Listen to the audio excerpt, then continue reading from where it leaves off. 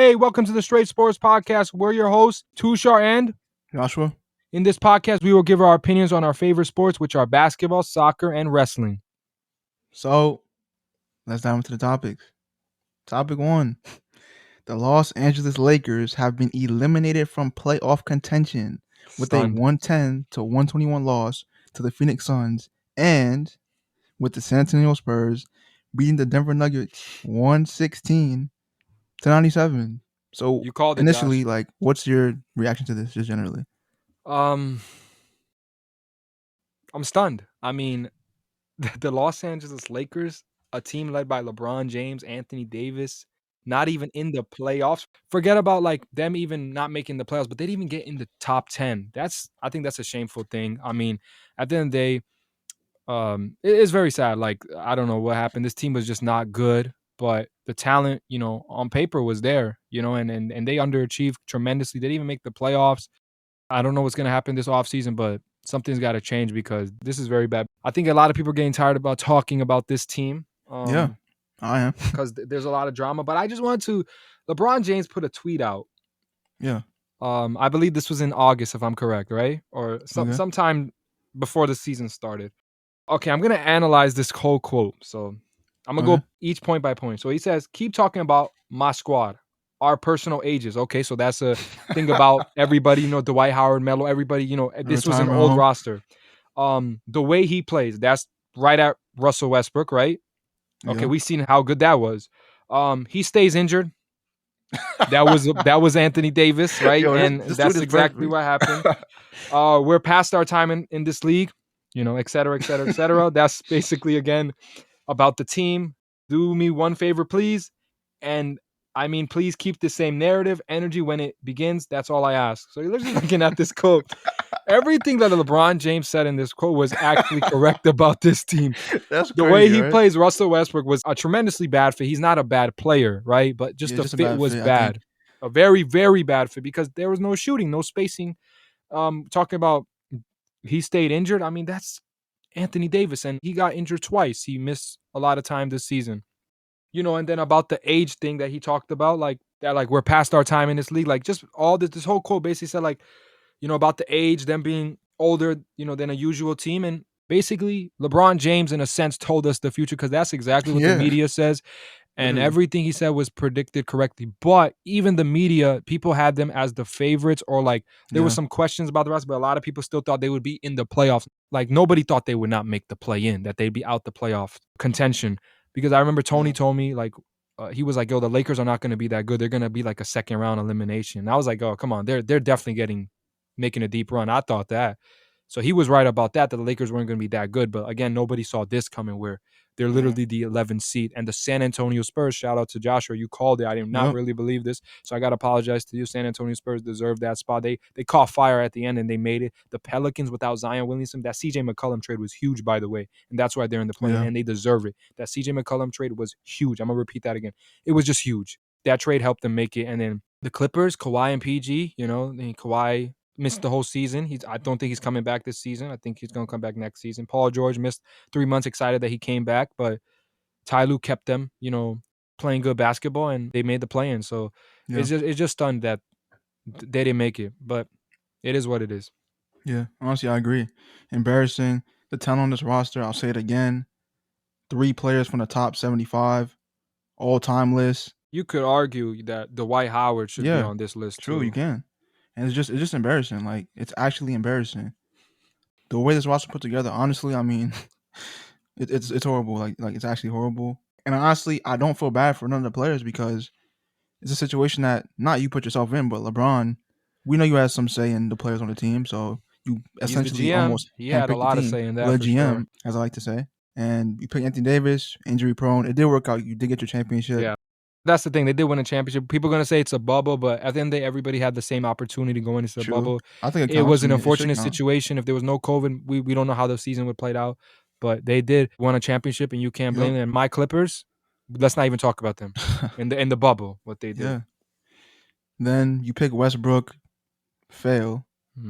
I mean, you could have had Derozan. You could have had Buddy Hield. Yeah. And you let go. And you Arguably, probably the harder your you could have kept defense. your defensive pieces Yeah. like, Alex Caruso, KCP. To get Westbrook, I Alex mean, Caruso wanted to come back, but it was the yeah. Lakers who were like, he was willing to take even less money, but Chicago, I don't think they were willing to give close to what he was expecting, and he decided to leave. And I understand Chicago's struggling, but defensively, he's a huge part of their team. And we saw when he got hurt, and then he came back. So, this is just upsetting. But yeah, that quote I analyzed. Of course, who doesn't like LeBron James as a basketball player? He's a great player. But that quote, just analyzing, was just like stunned. Like, he told us everything in the Pretty quote. much. Yeah, and just continuing on what I was saying about them giving away the defense, Melo can't guard anyone. Jalen Green called him out. So who do you think is to blame for this? Well, definitely not Frank Vogel. I'm gonna have to say LeBron James and the front office, because LeBron James, again, he had a chance to get Buddy Hield. Rob Pelinka had that deal done. He said, no, get me Russ. And of course, Rob listened to him, because who wouldn't listen to LeBron? He won a championship there. And they took Russ, and we saw the experiment, how that went. As I know this is a strong statement, but I think this is the worst trade in Laker history. Obviously, Russ is a great player. Just when it came to the fit was tremendously bad. And obviously, he didn't have one of his best seasons as well. The things that he usually does, get to the basket, make layups, he was missing those bunnies too. So yeah, I would blame them, because, again, they had an opportunity to get even Demar Derozan. If you maybe get those kind of pieces like Demar or Buddy Hield, then you were able to potentially keep Alex Caruso, KCP, because they gave up a lot for Russ. They gave Alex Caruso, I think it was KCP, Montrezl Harrell, and I think a pick. So they could have been in the playoffs. Who knows? They could have been competing in April, May, like by just making a different trade. But when you're a star player, I think you have to get most of the blame. And LeBron James has a lot to say when it comes to the talent he has. And the GM failed this time. Facts. Honestly, I agree. Like, I don't think the blame falls on one person in particular. I think it pretty much is split between the front office and LeBron James. You being arguably the greatest player to ever play the game. I mean, yes, you did play amazing. Almost arguably could have had the scoring title this year. The pickup with Westbrook, not the best. Giving up your defense for Westbrook, like I said, not the best. And the fit wasn't even good. People were calling it since the trade was made that it's not going to work. And I think this is where I have to put something on the front office. You have to put your foot down. You guys know the players, how they play. You study this. I don't know how it goes behind the scenes, but I'm pretty sure you guys go in depth on the player analysis. You know it wasn't gonna work. I mean, I'm not saying they knew that, but like you guys had the hunch, because you guys weren't even initially looking for this deal to be made. Then LeBron says he wants him, and then you go bend to get what LeBron wants. Yes, you have to keep your stars happy, but you have to do ultimately what's in the best interest of the team. And I don't think that's what they did here. I think they folded to LeBron, and they're paying for it now. And who knows what's next? Because honestly, I don't know. Does this take a hit on LeBron's legacy? Was joining the Lakers a mistake? I don't really think it's going to take a huge hit on his legacy, because at the end of the day, he's playing, this is his 19th season, if I'm correct. I think so. So like, he's playing at this level, and he was averaging 30 this season. So you can't really say it's going to take a huge hit. But I would say it takes a minor hit, because at the end of the day, he's LeBron James, and we expect so much of him because he's such a great player. He's one of the greatest players to ever do it. Some people think he's number one, as it comes to the GOAT. Some people think he's two. He's on that top tier, like, the Mount Rushmore of the greatest basketball players ever. So yeah, I do think it should. I think it should take a little hit, because at the end of the day, I still think they should have been in the playoffs. Like, at least, like, they should have made it, and they didn't. And that anytime, when a team underperforms, the star will get most of the blame, and that's going to be on LeBron James. So I do think it should take a little hit, but it's not going to really affect it that much, because I think about him joining the West in like 4 years. Since he joined the Lakers, he's had a lot of injury concerns. His first year hurt, they didn't make the playoffs. Second year championship. Third year, 80, LeBron hurt. They got the 7th seed. They did make the playoffs. Lost to Phoenix. Yeah, they got exited in the first round, and then the fourth year, no playoffs. So 2 years of no playoffs. Then you have 1 year just of a first round exit. Just 1 year of good success right now since he joined. It does take a hit a little bit, because he's LeBron James, so you got to analyze each season and any great player. But joining the Lakers a mistake? I'm going to have to say no, because he still got the chip. Yeah. Now, if he won no titles, then I would have definitely said yes. But I'm going to have to say no, because he did win the championship. But do I think there would probably be better opportunities where he probably wouldn't miss the playoffs at all? Definitely. I mean, maybe if he joined at that time Houston and teamed up with Chris Paul and James Harden. Yeah. You know, I think the fit would have been a lot better because we know Chris Paul and James Harden are playmakers. And they have elite shooting all around and great defense. So I've teamed like that. Or maybe if you join Philly with Embiid and at that time Ben Simmons was on the team, who knows? Like there definitely were better situation where I think he could have won multiple championships. Yeah. I agree. I mean, I think it should take a hit. I mean, probably not a big hit because, like I said before, he played well statistically. So and he tried to do his best, carry the team offensively as he does. The only time they won is when he dropped 50, over 50. And I mean, looking at his overall career, it won't have much of a negative impact in my opinion. I think it'll people will call it out, but I don't think overall it'll be too much of a stain. Since you're on top, I just want to say something. You know how a lot of people, I'm not saying this is true or not, but there's a lot of people, when he was in the East, right? He went 8 straight finals. A lot of people criticize, the East is not strong enough, right? Yeah, true. That's true. But like, I'm not going to say because going to 8 straight finals is very difficult, and he was able to do that. But coming to the West, a lot of people said, now he's going to struggle because now I've heard the West was at that time harder, right? More tougher. He comes, his first season didn't make the playoffs. Like, look, in his 4 years in the West, he got 1 good season. Yeah. Just got out in the first round and then two missed playoffs. So you just look at that kind of stuff. Like, people going to look like, now you come to the West. Now he's struggling. I mean, yeah, you're pretty much spot on, to be honest. But if I look at it, obviously, if we just assume they were like always healthy, right? Yeah. First year, I think he would have made the playoffs because they were 4th before he got hurt. Yeah. So he probably would have made the playoffs, but I do think they probably get out in the first or second round. Like it wouldn't be too. Second season, they won the chip. Third season, if they was healthy, I believe the Clippers would have beat them. I think they would have got to the conference finals. I know you picked them. You said if nobody's hurt, they would have get to the finals. So if they were just healthy, I mean, this could have looked a lot better. Who knows? They probably could have got multiple titles. I would say first season and third season was really injuries because the teams were really constructed well. But this season, yes, they were injured, but that doesn't matter. You missed the playoffs. This season's failures came down to bad construction of the roster, and injuries played a minor part in it, in my opinion. And yeah, that's about it. But there's no excuses to miss the play-in. It really isn't. Like LeBron actually criticized the play-in before. He was like, this shouldn't be in it.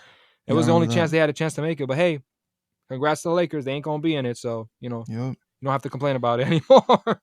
Yep. And was this a mistake? I mean, I honestly don't think it was. Like you said, I mean, he won a ring, so I mean, I can't really call it a mistake. So I just want to ask, like, do you think like this is like arguably one of the biggest like failures ever for like a team of this potential, I should say? 100%. I mean, I think we both said in the beginning this is a super team. I mean, when you have Russ, AD, LeBron, Carmelo, Dwight Howard, I just named you 5 Hall of Famers. Yeah. And all multiple-time All-Stars. You have some young pieces there and all that. Like, you look at the roster, I mean, this is a super team, and this is a super team that has failed. I agree. Sometimes when you look at super teams, like we have Brooklyn, obviously, they made it to the playoffs, but they were hurt. They didn't even make the playoffs. You're telling me we got Russ, AD, and LeBron. Yes, I understand the fit was bad, but you can't even make the play. You can't even get the 8th seed. Yeah. You can't even make the play. You can't even get the 10th seed. So they did the huge fail. And I repeat again, of course, this could haunt the Lakers for a long time. I think because I don't know how they're gonna fix this. Yeah, this is gonna be tough. And it's so funny you brought up the Nets because like when people talk about like failed super teams, they talk about them choking in the playoffs or messing up. This team couldn't even make the playoffs. They couldn't make the play-in. We agree that the Nets would have won the championship. They were healthy. Like it's crazy. Yeah, I do. They were hurt. Like KD balled out, but the Bucks were just a little hard for them to contain because they had their whole team and it was just KD, and Harden's obviously technically like he was there, but he wasn't a help really because he wasn't 100%. He was not even probably 20. Who knows? Yeah, but to me, like this has to be up there. Like this is like they couldn't even make the. And I know AD was out, but you still got MVP. Like I mean, I know he wasn't playing at MVP level, but he's a Hall of Famer. He will be a Hall of Famer, and I just expect it better for him, honestly. Yo, this is a little random, but man, Kyrie Irving got snubbed from the top 75 list. Just wanted to say that. This is mad random though, but yeah, Dame was in it. I mean, don't know how, but. Like honestly, I don't know how did Dame get in that list. Like actually, there's maybe a discussion for another day, but we definitely will analyze it. Sure. And see, but like definitely Kyrie to me is one, and Dwight Howard not making it still stunning. Clay was a snub too, I believe. Yeah, Clay. There's so many, but Dwight Howard not making. If you look at his career, like AD, understand had a great career, but I think Dwight Howard, when his prime, he was always in Orlando. He was called the best player in the world at a time. So it's crazy that he didn't make it and AD did. I'm not saying AD shouldn't make it, but if you put AD, Dwight should be in it. Yeah. All right, so. Now we're done with the Lakers talk. Now we don't have to worry about talking about the Lakers. So we'll move on to topic 2. The Premier League season is coming to an end soon, and there are a handful of games left. Which teams have surprised you the most, and which teams have been the most disappointing? Okay, so the two teams that have surprised me the most are Arsenal and Crystal Palace. I'll go one by one. Arsenal, the beginning of the season, I mean, they're my team, but we were literally bottom of the league in the beginning of the season. And honestly, I thought we'd probably be like eighth. Like, I didn't think we'd be getting anything this season at all. And we've actually had a pretty good turnaround. I mean, at the moment, we're fifth. I mean, we're tied on points for fourth. And I think we'd even go higher on the table. I mean, it just shows like Arteta, his system, his plan has been coming into place. And we've been playing better and better. We did just have a pretty bad game against Crystal Palace, which is the next team I'll mention. But I think overall we're on the rise. We're playing better together as a team. The system is meshing, and all the players are buying into the system. They all talk highly on the manager. There's no person like talking to the media behind the back. No like snitches, I should say, like how they are in the Man United team. I mean, I'm not gonna get into that, but that's a whole different story. But I feel like everyone's playing together. They all want to advance as a group. It's a good young core with Saka, Martinelli, Smith Rowe, Odegaard, Lakanga. I mean, I could go on. Like this team is really just. I think it's becoming something special. In a few years, who knows where we'll be? But I think this season our sights are set on top four. I'll be fine with fifth even because, like I said, I thought we'd finish eighth or somewhere around there because it just wasn't good and I didn't see like the vision. But now, after watching the games, analyzing the team, I feel like we can actually push, and I feel like we're almost overperforming in a sense because I didn't see this coming. Now, on a Crystal Palace, I think this to me, like, is story of the season. They are ninth, and they can't even get higher, in my opinion. But what Patrick Vieira has done, the Arsenal legend, in my opinion, what he has done with this team is crazy. He came, he signed his players, he signed Eze, he signed Olise, he signed Edouard. He signed these talented players who honestly were playing in different places. But like, I just think that what he's doing right now, I think he has a chance to be one of the top managers in the league in a few years. He's on that track. He's playing amazing. Well, his team is playing amazing. His system is amazing to watch. Like he played us and he honestly boxed all the players up. We couldn't do anything. We really controlled that whole game. And we're shut down. So they defend hard. They attack with a vengeance, and the midfield is rock solid.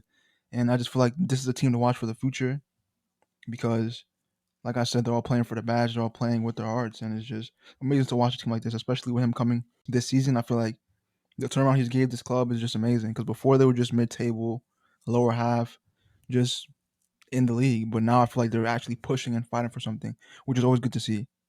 Now, teams that have been the most disappointing for me, I'd say Chelsea and Everton. And yes, Chelsea are Mm. third at the moment, but to me, like I thought they would be higher up, like competing not for the title to say, but like just be closer to the race because essentially it's a two-horse race right now between Man City and Liverpool. I thought they'd be up there because, as you know, they did recently win the Champions League, and they fell off a bit in a sense. I mean, the roster quality is still there, but it's just not being put together. Lukaku signed for 100 million. I mean, honestly, I think he's a flop. Honestly, yes, he was hurt at some points, but he even came out of saying, like the report saying, oh, how he only left to join Chelsea for the money because he was at Inter Milan. He played there for about 2 seasons. He played amazing, and now he went back to Premier League, saying for the money because like the amount you can earn. Like it's actually just crazy to me that he would even say that.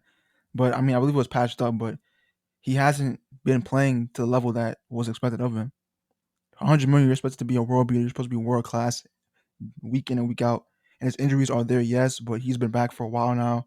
Hasn't resettled into the team, and I just think that he hasn't played to the level, to the standard that he should be held at. The next team I have Everton. I mean, this team is honestly they look set to go down in my opinion. Like they're playing horrible. They can't string together good results. I mean, Lampard is doing his best, but I just don't think it'll be enough to keep this team up. To me, they look the worst in the relegation race, and that's crazy to say because they're 17th and it goes on to 20th, but they don't look good at all. Like every part of them just looks bad. Like it's hard to watch them play. Like even Burnley, Watford, I feel like they're fighting. They even look good. Like they look better to me. But Everton, to me, Everton, I think Everton's going down. I think it's written in stone. Lampard, I mean, I don't think there's anything he can do. I mean, I think he's lost like I don't know how much he lost since he took over, but it's not a good record. And I honestly feel like this team is going down. Like, and it's crazy because they're such a big club. But as I say, you're never too big to go down. You're never too big to drop. And I feel like Everton will be in a championship next season, sadly. But yeah, that's just how I see it. A lot of great points there. So which player has surprised you the most this season? I'd say probably Joe Linton. He's well, I guess we call him a midfielder now for Newcastle. Uh, he was a striker, wasn't playing well at all. Then Eddie Howe gets appointed by the Newcastle owners, and he shifts him into midfield like a holding role, box to box, and he's been playing amazing. Actually, like I didn't see this coming at all. Like, imagine taking a striker and shifting him to a midfield position. Like, I never thought that's even like a thing that was possible. But he's a great ball winner. His stamina is amazing, box to box. He's really talented. I think he found a home in this position. I think I read up that he played this position like early in his career, but I didn't think like him being a striker that he could adjust. But it was honestly a seamless adjustment. He's a workhorse in the middle of the pitch. He plays amazing, and I think he could even get a call up to the Brazilian national team because he's playing so well. And I think Newcastle are staying up this season. I think they spent well in the transfer market. Eddie Howe's doing good with the tactics and stuff. So I believe they're solid. And I think Joe Linton I think he has potential to be a really, really good player. I like his improvement this season. I like his progression as an individual. So that's just the player that I thought was the biggest surprise. Next, topic 3, WrestleMania, the two-night show, has concluded. So what was your ratings for each match from a scale of 1 to 10? And what is your overall rating for the entire show? Great WrestleMania. Looking at the card of it, like all the matches, I didn't think it would be this great. Maybe I underestimated, but WrestleMania always delivers. So I'm gonna start with night 1, which was Saturday, April 2nd. In no particular order, but we'll start with the SmackDown Women's Championship. Charlotte Flair defeated Ronda Rousey. I gave it an 8 out of 10. I thought it was a really good match. Ronda Rousey, stunned that she didn't win. I think this was one of the shocking matches in WrestleMania because everybody thought Ronda would win. But Charlotte Flair did win, because Ronda Rousey did make her tap out, and then the referees didn't see it. So then Charlotte Flair hit her with the boot, and then 1, 2, 3. She won the match. I thought it was a really good match. They had some great chemistry. Charlotte Flair gets criticized a lot, but she's a really good in-ring wrestler. Fernando said it multiple times, and I totally agree with him. So yeah, I would say 8 out of 10. It was just a great match. Next match, Raw Women's Championship. Bianca Belair defeats Becky Lynch. Was a great match. I think there was some mix, but my friend Danny and Fernando, I think we all said Bianca Belair because it was her moment to win. She won it last year at WrestleMania. She wins it again. How cool is it that both the women's that main event WrestleMania, who were the winners, Bianca Belair beat Sasha Banks at the main event. Becky Lynch beat Charlotte Flair and Ronda Rousey at the main event. So they both were main event winners. In itself, that was history. Women's main eventing WrestleMania is history in itself, and it was so great to see that. Two of the winners, they go in at it, and Bianca Belair wins. And this has been going from SummerSlam since Becky Lynch won it, and then she turned heel. It was a really good match. And I think it made sense for Bianca Belair to win, and I would give it a 9 out of 10. It was just a really good match, great chemistry. It was really fun to watch. Even though it was a repetitiveness with the match, I think it delivered in WrestleMania style. 9 out of 10. I'll just repeat that again, yeah. So then we have the SmackDown Tag Team Champions. The Usos defeat Shinsuke Nakamura and Rick Boogs. I mean, I'm going to give the match a 5 out of 10. Obviously, I think it was okay. I think it was fun. The entrance of Shinsuke Nakamura and Rick Boogs is phenomenal itself. Every time I watch, I get hyped. I'm like, yeah, this is just my song. It was just the best tag team entrance, at least in the current era. I'm just enjoying their entrance. It's so fun. But obviously, the Rick Boogs, he's a very strong wrestler, but he did get injured. So hoping for a speedy recovery for him. Hope he gets better soon. But yeah, I would just give it a 5 out of 10. I thought it was a decent match. It was okay, but wouldn't say it was like the best of the best. But I still enjoyed it. So yeah. But the reason I gave it, I think, a 5 out of 10 is just the match. I don't think was just too long. So I just gave it a 5 out of 10. The Miz and Logan Paul versus Rey Mysterio and Dominic Mysterio. I gave it an 8 out of 10. I think it was a great match. We saw Logan Paul, who exceeded expectation. Bad Bunny did put the ceiling very high when he came in and what he did in WrestleMania the previous year. But Miz, he's always a great wrestler. Logan Paul, what he did in the ring was just, again, exceeded expectations. He did some great stuff in the wrestling ring, did the frog splash. He did a lot of different moves. It was just fun to see. And then at the end, after they won the match, Miz just skull crashed the finale to him. That was a crazy ending. But yeah, 8 out of 10. Drew McIntyre versus Baron Corbin. I gave it a 7 out of 10. I always was upset with this match, but I think it wasn't too bad because nobody's ever kicked out of the end of day finisher, and finally somebody did kick out, and I think it's a good move to have Drew McIntyre be the one because Drew McIntyre is that kind of star. But Corbin even said, on I think a podcast or somewhere that he didn't want anybody to ever kick out from that move. So it's kind of surprising that it happened, and Drew McIntyre kicked out and they won. So 7 out of 10, even though it's been very repetitive and we've seen it on and on and on, I think it was a decent match. Stone Cold versus Kevin Owens. I mean, I have to give it a 10 out of 10. How can I give it any low? Stone Cold Steve Austin wrestling after what, like a 19-year WrestleMania hiatus, like since he hasn't been there. And obviously it was in Dallas. He came and there was an actual match. Kevin Owens called him out. He said, we're going to have a fight. I didn't know he was going to fight. I thought it would just be a talk show. Stone Cold with a stunner. But it was an actual match. That was so much fun to see. Stone Cold in the ring again in Dallas, hometown. Perfect ending to his historic career. So 10 out of 10. Cody Rhodes versus Seth Rollins. I mean, the surprising return of Cody Rhodes. There was a lot of implication that he already signed, and it became true. The American Nightmare. What an entrance. I'm a huge fan of that entrance. Cody Rhodes coming. I think it's a big deal, too, because a lot of stars from WWE have gone to AEW. It was one of the huge reasons in AEW had a success. I'm not saying the only reason, but obviously him and Tony Khan, he was an executive, and he made a lot of decisions. He brought some stars in, and the companies, and they're very competitive. I still think they're number 2 in WWE's 1, but they're a very competitive wrestling company. But Cody Rhodes returning was very stunning in the fashion that he left. He left. I never thought he would return. Like, I just never thought it was possible. But he did return. He came versus Seth Rollins, and this was my favorite match of night 1, by the way. 10 out of 10. Anytime Seth Rollins in the ring, he always performs to the highest level. Yeah, it was just fun to watch. It was just a really good match. Cody Rhodes had some great moves. Tribute to his father. He did some great moves. And yeah, that was a great match. Cody Rhodes won, but fun match. That was night 1. Let's move on to night 2. So we have the winner takes all unification match. The Universal Champion Roman Reigns defeats Brock Lesnar. He wins both titles now. So my rating for this match, 5 out of 10. I think this was the expectation. Me and Fernando were talking about, like, we kind of knew what was going to happen. Reigns was going to hit like a lot of Superman punches, hit some spears and all that. It was just kind of, you already knew what was going to happen. Brock Lesnar did hit only one F5. I just think the match should have been clean if you're going to give us this kind of main event. It didn't have to be any cheating where Reigns has to use the bell and all this kind of stuff. And yeah, I just thought the match was pretty weak. I'm not going to criticize the whole WrestleMania, but as a main event, I was looking forward to. I'm not saying that everybody wasn't, because it seemed a lot of people were looking forward to, but the match was weak. It wasn't that strong, but Roman Reigns now is on top of the world because he has both titles.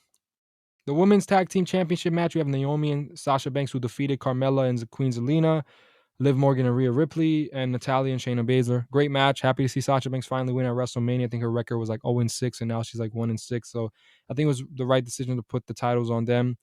It was just great, beautiful to watch. I think I would give it an 8.5 out of 10. I think it was a great match. We got to see 8 women in the ring doing incredible things like they always do. It was just fun to watch. And then, yeah, Sasha Banks normally winning, was very happy. Sasha Banks, one of my favorite wrestlers, so very happy that she won. And Naomi too, I feel like she's underappreciated in wrestling, like underrated in a sense. Like, we got to give her the respect she deserves. She's a great wrestler. Johnny Knoxville defeats Sami Zayn. I mean, that match, I would give it like a 7 out of 10. I think, again, a celebrity coming. He did a great job. It was fun to watch. But I wouldn't say it was like my favorite match or anything like that, but I just thought it was decent. Then we have RK Bro, Matt Riddle, and Randy Orton, who defeated the Street Profits and Alpha Academy. I gave this match an 8.5 out of 10. I thought it was really good. I really enjoyed it. It was really fun. You got to see 3 elite tag teams into the ring. Street Profits, again, I feel like they're a team, like, they're one of my favorite tag teams. They're really fun to watch. I mean, they have a lot of great moves. Montez Ford, the move that he does, he jumps so high, and then I think they call it from the heavens, but it's a really good move. But yeah, the match was great. And then you see RKOs. I think Matt Riddle hit one, and Randy Orton. It was just a great match. I mean, and of course, RK Bro wins. They're on top. They're one of the top merchandise seller in WWE, so it makes a lot of sense that they should win. But it's exciting to see their pairing. So we have Bobby Lashley, who defeated Omos. I gave it a 4 out of 10, and the match was pretty short. I mean, it's cool to see Omos and Bobby, but you kind of expected Bobby would win, but I just thought the match wasn't that strong. Edge defeats AJ Styles. I gave it 8 out of 10. This was a dream match for a lot of people. Edge winning to me made a lot of sense. I think he finally got his moment, in my opinion, because he hasn't won when he returned back at the Royal Rumble. Then in the first WrestleMania, he defeated Randy Orton, but it was no fans. In the second year, he lost to Reigns, and at that time, Daniel Bryan was in WWE. And this year, he finally gets to win in front of fans at WrestleMania. But the difference was he's a heel, which was cool to see Edge as a heel. It's like totally changed everything. And then at the end, you see Damian Priest, who's coming and like distracts AJ, who's probably about to hit his finisher, the phenomenal forearm. And Edge hits him with a spear in midair, and then he wins, and then Damian Priest comes in the ring, and it seems like they're going to pair up Edge and Damian together. That's pretty cool because I feel like Damian now being a heel, I'm a huge fan of it. I think as a face, he was decent, but heel Damian's going to be really good. We've seen a side of him like when he was a face, he was unleashing that heel side, but I'm excited for this pairing. It's pretty cool. And then we have Sheamus and Ridge Holland defeat the New Day, King Woods and Kofi Kingston. 1 out of 10. This match was damn near terrible. It's not the competitors, but it was so short of a match, and it could have been a lot better. Like Kofi, like the way the New Day just got treated, like felt like trash. Like the way they got treated, just to lose literally in 2 minutes. That was just so upsetting. Yeah, I would give it. Yeah, I have to give it 1 out of 10. This was probably the worst match I saw in the whole WrestleMania. We have Pat McAfee defeats Austin Theory. That match, I got to give it a 10 out of 10. Pat McAfee, what he did in the ring, he exceeded all expectations. Sometimes you say you not see it coming, no, not a disrespect, but like, as his NFL punter he is, and to come into the ring and live his long line dream. I was just happy. I was rooting for Pat McAfee, but he exceeded my expectations. I thought he was going to do great, but he set the bar really high. What he did in the ring, crazy moves. That one day he jumped to the top rope and then he hit a suplex on Austin Theory, and he won the match, and then the crowd was in it. I think that was my favorite match of night 2. Pat McAfee against Austin Theory. And then after that, Vince McMahon coming into the ring and actually fighting. McMahon did defeat Pat McAfee. I mean, it didn't feel like a real match because Austin Theory just attacked him and McMahon just beat him, and then he won 1, 2, 3 pretty easily. But Vince McMahon, by the way, I don't know. I just want to say he was jacked, like a guy who's that old. Like at his age, he was so like, he took off his shirt. He's like, bro, Vince is like super jacked, like great shape. My goodness. And then after that, Stone Cold comes out. Oh my goodness. Reminds you of those back in the day Stone Cold and Vince McMahon things where Stone Cold hit him with a lot of stutters to end Stone Cold. Night 2 comes out. I didn't expect him to come out, so that was cool. And then hits him with a stunner. It kind of made a lot of sense the way to end it. He did that to Vince before in his past and did it again, and the way to end his career, Of course, I hope he comes back again, but I don't know. And then after that, obviously, Stone Cold and Pat McAfee, drink some beer, and then Stone Cold hit him with a stutter too, but it was just cool. But that whole segment, the whole thing, Pat McAfee beating Austin Theory, then McMahon defeating Pat McAfee, and then Stone Cold coming out, stunning Austin Theory, stunning McMahon, and then eventually Pat McAfee. The whole segment, you got to give it a 10 out of 10. Like, how can you not? It was just beautiful. So overall, I would give WrestleMania. I think WWE did a great job, 8 out of 10. I think overall it was a really good show. Can't have any complaints about it. You can't always expect perfection, but it was really good for the card that they had. I didn't think it could be that good, but maybe that was just me doubting them, but they put up a WrestleMania thriller. So very happy I was able to see both of those nights. It was so much fun. Thank you, WWE. So moving on to topic 4. Today we will be discussing part 3 of our 3-part topic, where we will talk about each NBA team and say whether they exceeded our expectations this season, fell short of our expectations and underperformed this season, or have met our expectations and played as predicted. Today we will cover teams between the 5th and the 1st seed. So first would be the 6th seed Chicago Bulls. At the time of the last recording, they were higher, and we talked about the Raptors who were lower. But the Raptors are 5th now. The order switched, so yeah, we'll be talking about them in space of the Raptors who we already talked about. So number 6, Chicago Bulls. Yeah, I say expected. I mean, I had them in this area, to be honest. I mean, I in the beginning of the season, this is where I picked them to be, I think. I mean, I don't really have them as high as they were. They were first seed at one point. I mean, I had them probably near this range, probably a little bit lower, actually. I think you had them lower. Yeah, around this area. So I'd say... Still salty about Derozan leaving. But yeah, I mean, they had a lot of injuries, with Lonzo, Caruso, Levine was injured at one point. Pat Williams just came back. I mean, yeah, so they had it pretty tough. I mean, Derozan has been carrying this team literally.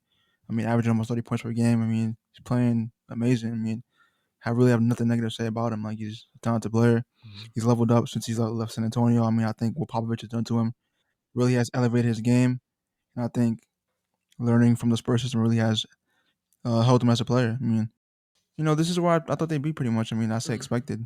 I'm actually going to say exceeded my expectations because at the end of the day, I'm only saying it's because of what the Chicago Bulls were last season. So okay, true, for them to be in the playoffs, I think is incredible in itself. They haven't made the playoffs in a few years. And this move, a lot of people criticize. I think I saw this online. I don't know where, but it was like, this is the potential worst offseason move, which was DeMar DeRozan to the Bulls, which became I mean, I think that's probably Russell Westbrook now, the move. But DeMar, you've seen him in Toronto. He's been known as a guy who's, when it mattered most, he struggled, wherever he played, obviously he ran into LeBron, Yeah, and now coming into Chicago and just playing at this, I don't think I've ever seen DeMar DeRozan play at this level. He's been playing at an elite MVP level. He's been balling, and I think Chicago would have been, to me, a contending team had they been healthy. Losing Lonzo Ball for the whole season when he was there with Alex Cruz has been injured. Their defense was yeah, so great. They were number one at a time, but they dropped because Lonzo's out, and then Levine's in and out, and then Caruso got hurt, and Lonzo was a huge part of their team. And I think a lot of people just, not gonna say it slips their mind, but like we might forget about like how great Lonzo makes their team. Elite playmaker, elite defender, just does everything, and an elite. He's improved his 3-point shooting, by the way, yeah. which is something that Ben Simmons should probably take into consideration. But you've seen Lonzo struggle, and a lot of people called him out for it. But now his 3-point percentage has been great this season. I still remember that shot he hit against the Nets when Harden was there at the time. So I think they exceeded in my level because obviously where Chicago was before. But I do believe they would have been higher had these injuries not occurred because they've been suffering a lot, and DeRozan's been carrying this team. So number 4, the Philadelphia 76ers. I'd say expected. I mean, I pretty much had them around this area. I mean, they're only like what 2 games off the second seed. I mean, I know the first seed is already a lock, but the Heat, congrats to them. Um, but yeah, like the Sixers are really they're a solid team. I mean, Joel Embiid has been playing at MVP level. I mean, they're here despite the Ben Simmons issues that plagued them this entire season. Harden and Embiid still have some things to work out. They can play better together. I feel like Harden still has some mission to the team. He's been struggling recently, which I will admit, but I mean, I feel like there's not much time left, but I feel like they can get it together and potentially do something in the playoffs. I mean, heard Doc Rivers maybe on the way out. I mean, don't know how he got the job in the first place. Respectfully, obviously. But Doc Rivers has helped because when Doc Rivers once came, no knock on Brett Brown, I've seen Embiid like get like the post dominance. Like he's True. That's been true. balling like crazy. I think he's got Embiid the basketball in the spots that he needs it. Of course, no knock on Brett Brown. At that time, they had Jimmy Butler too, so there was a True. lot of players. And obviously, when you have Ben Simmons, it closes the space as well because he can't shoot. Yeah, I agree with that. I feel like Doc Yeah. Rivers has changed the system, but Let's see. with the rumors he's on the way out, I mean, he just came like what 2 seasons ago. I think it comes down if they underperform in the playoffs, if they get knocked out like I in the mean, second round. it's possible. I mean, I think anything less than Eastern Conference Finals is underperforming. If I'm being honest, Yeah. let's just see what happens. Yeah, so for me, Philadelphia, I'm gonna also say exceeded my expectations because with the whole Ben Simmons Really? drama, because I know Harden is here now is different, but before Harden came, the majority of the season was without Harden. And of course, Ben That's true. Simmons, he didn't play with the Sixers. He decided he's gonna leave. So that whole drama, everything for them to be, they were literally even number one at a time. For Embiid to be able to carry and put that team in that position, they overachieved because a lot of people thought they were not a championship team, even with Ben Simmons. And now he's not there, the whole drama, and they were still fourth, fifth, like to be that high. I mean, that's incredibly impressive for Embiid to Yeah. be able to do that. And of course, the whole team, Maxey came up, he was balling. Everybody really showed up. But Embiid, of course, the main focus. And Embiid said himself, like at that time, for us to win games, we have to play perfect, basically, and I have to play exceptionally well, and that's exactly what he did. Just putting up 40 points, 40, like just dominating what he is. One of the best in the league, maybe number one, maybe number two. Him and Jokic is in that conversation. So Nick Wright, please stop disrespecting Nikola Jokic. But anyways, yeah, I would say exceeded. But now, obviously, with Harden, now the expectation is they should be in that range. But I'm just making these assumptions because the majority of the season, Embiid had no star with him. Before we move on, I wanted to ask you a question. In the beginning, when people were comparing this, I think even I've been a person who said, this closer to Kobe and Shaq, and maybe I was wrong to make Yeah. that comparison that early because they have no championships at the moment. I just thought this dude with the talent that they had. But what do you think about, in the beginning, Harden came 5-0 balling and the way that he's struggling now and like, especially, against those top tier teams, against Brooklyn, against Phoenix, struggle against Toronto a few times. But like, what do you think about a lot of criticism? A lot of people now saying like, the Sixers not even in the top 4 on their list. Everybody has like the Celtics, the Heat, I've seen this all over like Miami, like they have Brooklyn, like all these teams over Philly. So what do you think about Philly chances about the playoffs? Because a lot of people are very concerned now. I think they still are a strong team. I feel like the criticism is it's warranted, but I think it's a bit reactionary. I mean, like you said in the first 5 games, like Harden was playing pretty well. I mean, I think he has struggled. He's been pretty inconsistent this season, which I will admit. Hmm. We all know what struggles in the playoffs when it comes down to the biggest moments, but I do feel like his play this season has been great to me. I mean, I heard people saying that he's taking a step back, but I mean, I think that's due to like his changing roles, which him being a facilitator. And I believe we talked about this a while ago, but I feel like him being a facilitator on the 76ers, I mean, they need to be second option. And by that, I mean second scorer. Like, you can't be just content with getting your 20 assists or 15 assists that he's been getting. you got to put up more numbers. And I know I think he's averaging 21 or around that for them now. That's great, but I feel like he has to be a bit more aggressive and just try to get his way more offensively. You can still facilitate, but just try to like imprint yourself on the game in another way. For me personally, obviously I have the Sixers winning the championship. I'm not gonna say I'm not. I'm gonna say I'm a little concerned, obviously, the way they're playing, but the talent is there. There's no question about it. But concern to me, if the Sixers are going to win the championship, just looking at it, Harden's been great facilitating, since he's come to Brooklyn, just changing that role. He's been a facilitator before, too. We just known him for scoring. He's always been a facilitator, but it's true. I think for them to win a championship, because now when he was in Brooklyn, when they had Kyrie, the whole big three was there, he could be the number 3 scorer.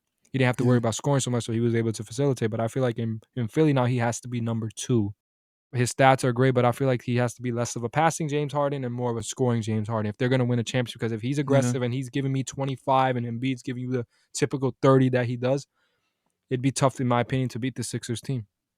But they're really going to have to – Harden's going to have to be more aggressive. I think it comes down to James Harden. We already know what Embiid can give us, but Harden has to be better. I put him to that level because he's a superstar in this league.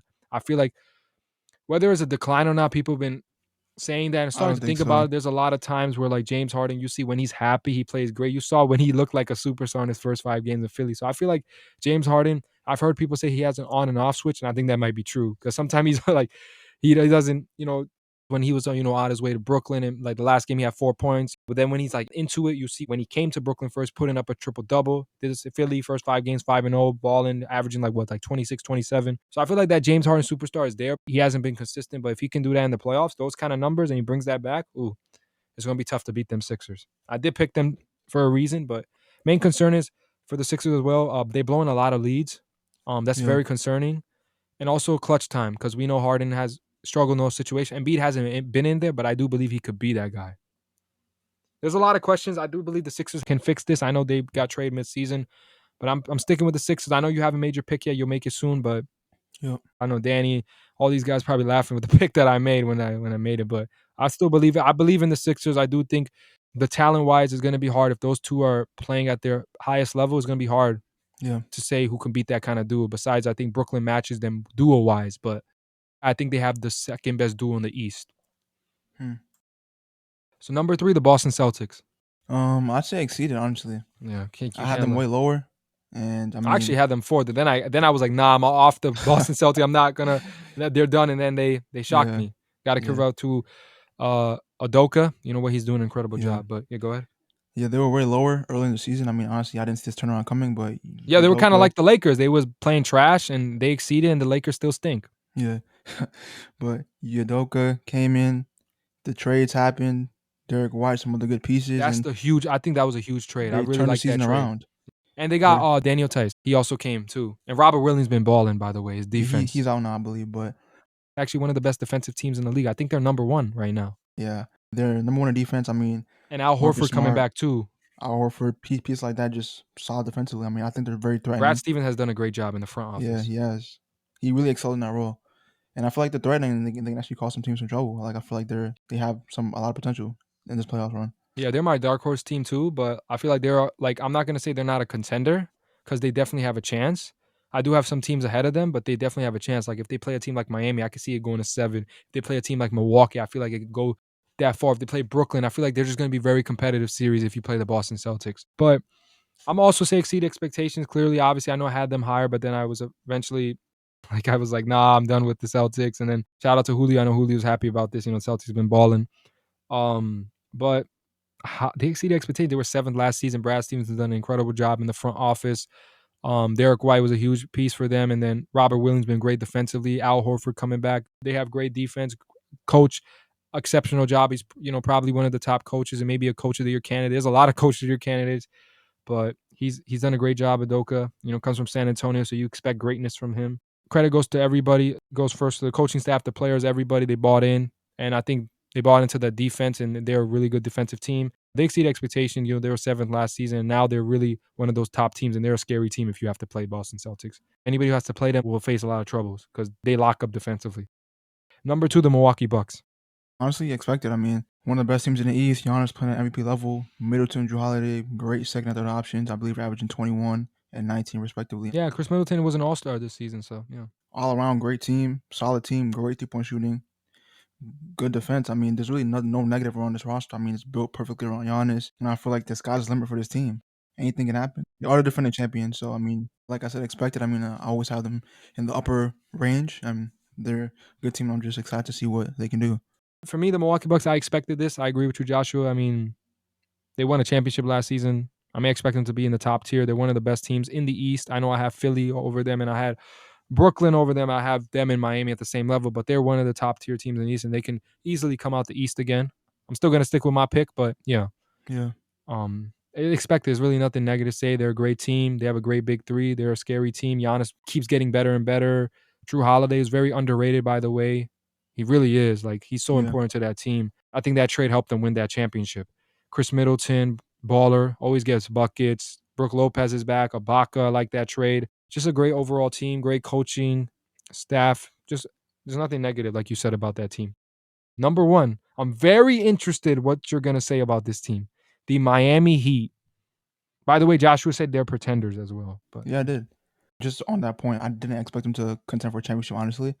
But I did have them. I think they are one of the better teams in the East, honestly, being unbiased. I mean, I'd probably say some between expected and exceeded because I didn't expect them to be the first seed, which they did clinch that by has like to be what? exceeded then. You can't say expected because No, but it's by 2 games. I mean, yes, it is the 1 seed, but it's not. It's not like the Suns around where okay, where they but ran they're away still with it. they clinched number one, so you have to say they exceeded. I mean, sure. I mean, I'll go with exceeded. Okay. Because I had them in that top, I say 4 range, and they're technically still in that range. Like they have it by like with 2 games. So That's I'm in true. the But middle they between are exceeded the and number accepted, one seed though. which I will give them credit for. I mean, I think Jimmy Butler's been playing good this year, pretty solid. Tyler Great Hero, I think, bench. is 6th man of the year, honestly. Yeah. I think Bam generally could have won Defensive Player of the Year. Like generally, if he didn't get hurt. I think I mean, Draymond probably should have won it, but obviously yeah, because he was hurt, like he kind of that's lost the true. race. I mean, I think he's one of the few big men in the league, considering Draymond and Giannis, I think, who can actually generally guard 1 through 5 consistently. I mean, and props to Eric Spoelstra, I think, who has one of the better defensive schemes in the league. I mean, best coach in the East. I'm not gonna go overall and say best because there's some debates on that for sure. yeah, one of the best in the East. I mean, and I think this team is pretty good. I mean, I don't think they are contenders 100%. Mm-hmm. I don't. Okay, But that's respectable. it's a I good respect team. I that mean, opinion. they have room to grow. I mean, and who knows? Maybe they can change my mind later on. Probably not this season. Maybe next. But yeah, I mean, good team generally. I say exceeded then. I would say the same exceeded. I know I had Miami higher, but I did have them as a 3rd seed, I think, in the preseason. But they exceed expectations. They're the number 1 seed. I understand that it's very close, but they have secured the number 1 seed. You know what Eric Spoelstra has done. They have a great team overall, one of the best benches in the East. Jimmy Butler and Bam missed a lot of time. They still were on the top. That's credit to Spo and the bench and the whole team. Tyler Heroes have a great season. Tony told me that he's going to ball out. And Tyler Hero remind us, he was saying like, "Oh, you should put me on the same level as Luka and all of them." And everybody was kind of critical, like, "Hey, like, why did you say that?" He came out and showed like that maybe we got to put more respect on his name. I'm not going to say he's on that Luka tier, but it's also he comes off the bench. He's a 6 man. Who knows if he was on a different team who was not as good as Miami and this deep that he could have been dropping 40. Who knows? But he's been balling. He's actually their best scorer, I think, this season. I think he's behind Jimmy actually. Yeah, or maybe a little, but like maybe second best. But he's been balling. He's been like very consistent for them. He's really come this season. I know from the series against Milwaukee, but now he's been balling. He's great for them overall. Like I said, great bench, great coaching staff. Pat Riley again did it again. Build a great team. Kyle Lowry coming in is a huge addition in my opinion. But overall, they exceeded. I mean, there's no question. They're number 1 in the East, which means as the record wise, they're the best team in the East. Record wise, obviously playoffs. We know that doesn't mean anything, like you said. The Sixers were number 1 last season. They got bounced in the second round. The Utah Jazz, I call them the Utah Pretenders. They got bounced in the second round to a Clippers team that didn't have Kawhi Leonard for 2 games, obviously, that series. All right, so moving on to the West. Number 5, the Utah Jazz. I'd say expected. I mean, they're always not in the mix, but they're always up there. They're a solid team, but at the end of the day, they're not good enough. I mean, there's rumors of issues with Donovan Mitchell and Rudy Gobert. I mean, I think that's a possibility. I mean, who wants to be in the middle of the pack forever, I mean, I heard rumors of Quinn Snyder leaving. I mean, getting fired potentially. I mean, I don't know if that'll happen. That would be crazy. He's a great coach. I think he's a solid coach. I mean, he's a great coach. I think any team would want to pick him up. It's funny because they're a good team, but they're just not good enough. They're just missing that one piece to maybe get them over the hump. And it's kind of sad, but this is how it is. I mean, yeah, we both said they're pretenders. We both agree on that one. For me, I actually say they underperformed this season because they were the number 1 seed last season. So I'm just comparing it based on season to season. Yeah. I know I never had them as contenders, but for them to come in, with the expectation, we got to go we got to get better. They didn't really tremendously improve their team. And again, that might be a small market thing. A lot of players don't want to come to Utah. No knock on them, but it's just how it is in the league. I think for them being number one now, they're like fifth and like sixth in that middle of the pack. I think that's very bad for them. They should have been a lot higher, if they were really going to come into the season as a championship team. Because, like I told you, if they play the Dallas Mavericks in the first round, they're getting bounced in the first round. This Utah Jazz little Cinderella story that they had last season, not even a Cinderella story because they got bounced in the second round. But for them to even have that little thought that, hey, we're going to come and we're going to compete for a championship, we're going to get better, that's not happening. Luka's knocking y'all out of the playoffs. But they underperformed. They were number one. They're number 5, 6. So they're below this season. But let's see what they do in the playoffs. But we know Utah Jazz has just been a regular season team. Let's see what they do in the playoffs. But again, I'm already booking it. They're getting out in the first round. Number 4, the Dallas Mavericks. Exceeded, honestly. I mean, they're a good team. I mean, like, that's all I can say, really. They're 4th seed. I mean, there's your dark horse team. So yeah, they were. I mean, I didn't expect them to be like this good. Like, that's what I'm saying, exceeded. I mean, they're pretty much level with the Warriors on record. Like, that's crazy to me. I mean, Warriors do have some injuries, but yeah. Yeah, true. Dinwiddie's been good since the trade. Porzingis gone. I mean, I kind of wish they gave him more time. I was very critical of this trade. We were all stunned, but honestly, I think this trade was good for both sides. I mean, since Porzingis left, Luka just turned on the switch. It just feels like maybe he got, I don't know, something with the roster or something, but like Dinwiddie has been great for them. Really has. Jalen Brunson. I do believe when it comes to playoff time, a lot of time it really comes down to star players. He's going to see now without Porzingis, obviously. Now, Porzingis didn't play good last season in the playoffs, but he's going to have to carry, I think, for them to be top tier. Not Utah, because like I told you, Utah is not a good basketball team. They can't beat Dallas, but if they're going to play a top tier team like Phoenix, Luka Doncic, he's capable of doing it. He's going to have to put up big numbers because he's the only legitimate superstar on that team. Yeah. But yeah, for me, number 4, the Dallas Mavericks. I'm gonna say expected because last season they were the 5th seed. Yeah. So they were still in that range. I do believe they're one of those top 5, 6 seeds. So they're in that range, and I think it's expected. You have a guy like Luka Doncic, you always expect them to be in that type of tier. They're a great team. I'm not sure where I placed them in my preseason, but just looking at them, I would expect them to be in that kind of 4 to 7 range. Yeah. And that's exactly where they're number 4. And they're being your dark horse team, can't be upset with that. This is a really good basketball team. And they're fun to watch. They have, I think, one thing I noticed about Dallas, Jason Kidd's doing an exceptional job. They have elite defense, elite spacing, so Luka Doncic can drive. He got shooters like Dorian Finney-Smith. He got Reggie Bullock, Spencer Dinwiddie, Jalen Brunson. They have built this team very well around. I know the Porzingis we were very critical, but they have done a great job, and Spencer Dinwiddie has been a great fit. Yeah. Spencer Dinwiddie coming in, Brunson, both of them takes the ball out of Luka's hands, takes that pressure off him, and bringing in 2 ball handlers. Jalen Brunson's already been there, but bringing in another one like Dinwiddie. That clutch shot he hit against Brooklyn, though, that was a buzzer beater. What a shot. Always respect Luka. He's always been a willing passer. He only cares about winning. Yeah. So you got to respect a guy like that. That's true.